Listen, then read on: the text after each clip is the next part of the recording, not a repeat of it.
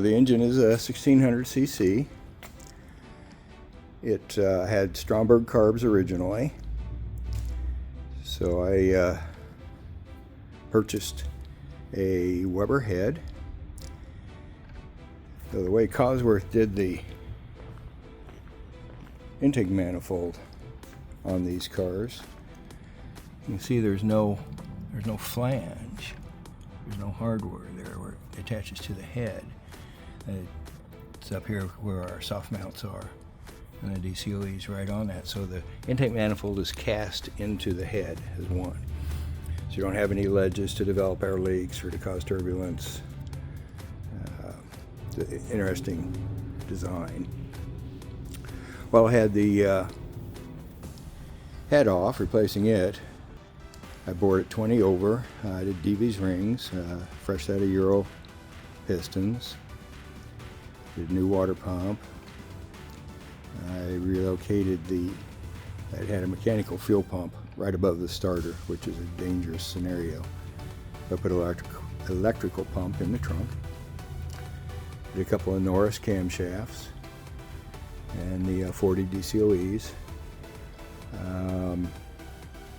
Did a 3-core staggered radiator core, so it looks stock, but it's not.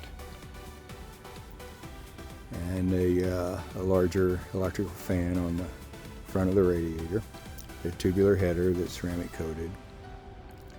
The engine does have an oil leak.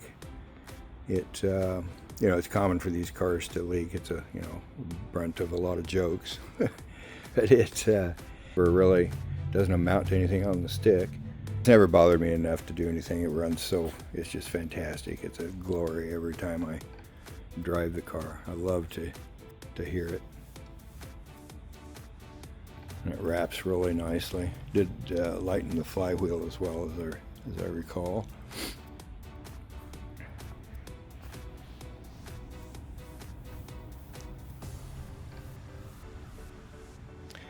And I may have mentioned in the other video, but the fuse boxes are right there next to the booster, top of the frame, and I've replaced all of the Lucas relays with Bosch relays. And these brake boosters, I sent them out and had stainless steel sleeves put in them, and of course new diaphragms. Did the same thing to the master cylinder and replaced the clutch cylinder, both the slave and master.